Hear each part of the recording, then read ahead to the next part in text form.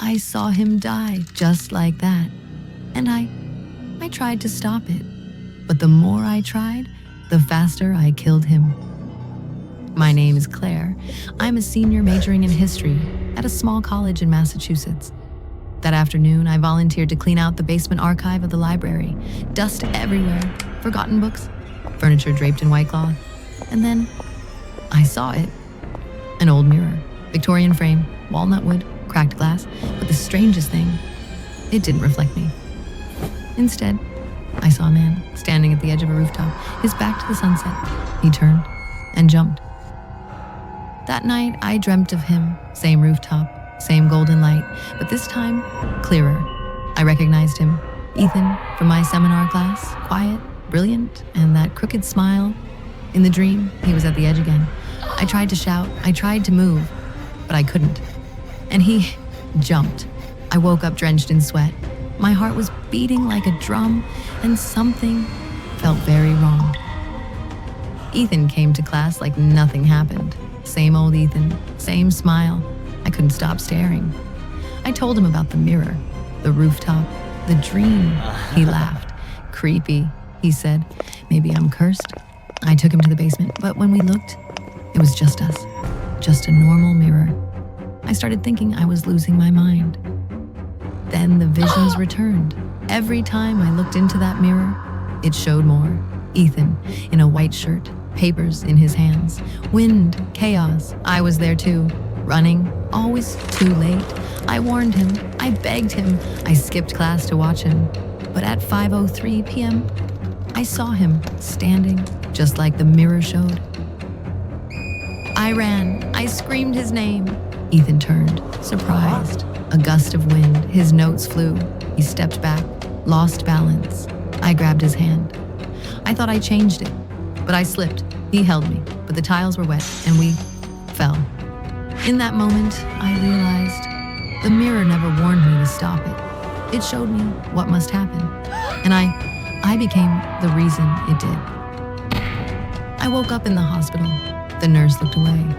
Your friend didn't make it. I couldn't cry, just numb. I saw a mirror down the hallway. I looked. Ethan was there, his eyes locked with mine. He lifted one bloodied hand and vanished. In the dark room that night, the mirror glowed again. Another silhouette stepped into view. That room. I swear, someone stood there all night, just watching me. And the terrifying part? He bowed, so politely, in Japanese. My name is Paul. I'm half Japanese, half British, been living in Osaka for almost a decade. I'm a weekend musician, play small bars around Namba. I always stay at the same hotel. 3rd floor, room next to the elevator. Never had to book in advance. They always saved it for me. That night, the place was packed. I came late. The receptionist bowed deeply, said, "Sorry, Mr. Paul. Only room 407 is left." It had been closed for maintenance, but I said fine. The moment I opened the door, I smelled it. Incense. Thick, lingering. The kind you only smell at funerals. Room 407 looked normal, but I felt watched. I played soft music, tried to sleep. Click. The door creaked open, no knock. A man walked in. Dark green uniform, black collar, slouched back, face expressionless. "Who are you?" I asked. No answer. He just bowed, deeply. Then said in flat tone, "I'm looking for an item a guest left behind?"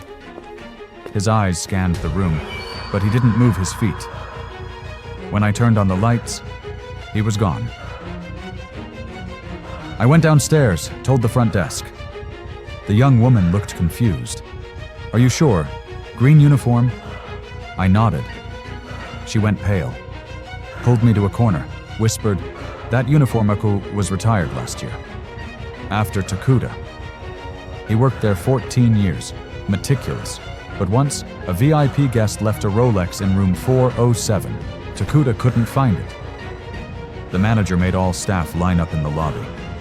stripped Tokuta's hat in front of everyone.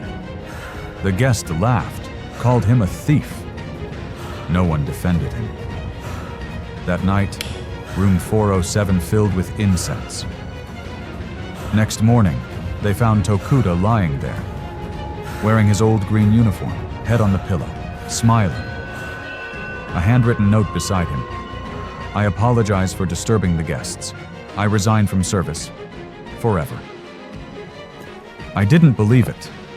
That night, I recorded myself sleeping, phone on the nightstand. Next morning, I watched the footage.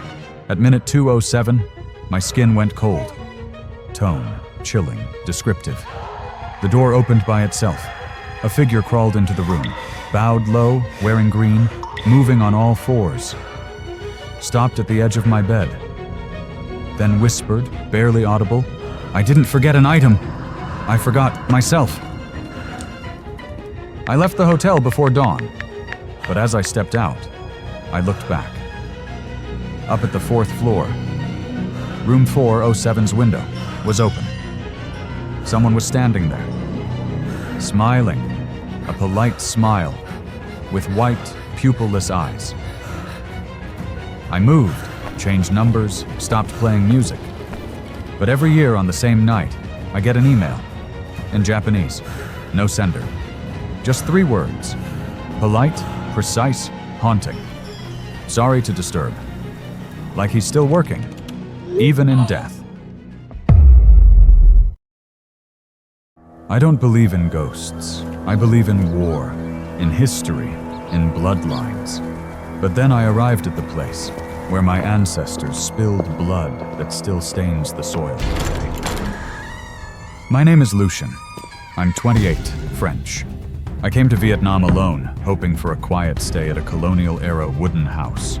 The host said no one had lived there since the war. I'd get to experience real Indochine history, he claimed. It sounded charming, until I saw the twisted carving glowing on the house's central beam. It looked freshly painted, with something red. Curiosity got the better of me. I found a thin copper plate nailed into the beam with 3 rusted spikes. I pried it loose. The moment it came off, I heard a crack from under the floorboards. That night I heard footsteps beneath the floor. The ceiling smelled like burnt flesh. I barely slept. In my dream, flames crawled up my arms like they were alive. In a hidden drawer tied with old copper wire, I found a journal, some photos, and a military map. In one picture, I saw a familiar face. It was my great-grandfather. The journal read, Captain Alphonse Dure, Lung River Camp, 1913. I turned the page. The villagers resisted. They gathered in their shrine. June 5th, ordered encirclement. Burned the entire structure. Estimated casualties, 73. Mostly women and children. The crying echoed for 3 nights after the fire. Soldiers began losing their minds. We sealed their spirits within. Peace has returned. No soul shall escape. None shall reincarnate. Then it hit me. I was standing on the very ground where that shrine once stood, where they were burned alive. The blackened mark on the wall. That's where they were chained. Since the night I removed that seal, I haven't seen myself in mirrors the same way. I don't feel hunger or thirst, but each morning I wake up weaker, like something is feeding on me, and faces, burned and silent, are pushing through the bedroom walls. I tried to run. I packed everything, but the forest twisted around me. I kept ending up back at the house, and it wasn't the path I came in on. I burned the journal, tore up the map. I even carved the ceiling mark into the beam again, using my own blood. Nothing worked. The house, it began to breathe. Boards swelled like lungs. Smoke poured from the floor, and then they grabbed me. Burned hands pulled me under. The last of the bloodline, stay. The blood never apologized. The blood doesn't leave.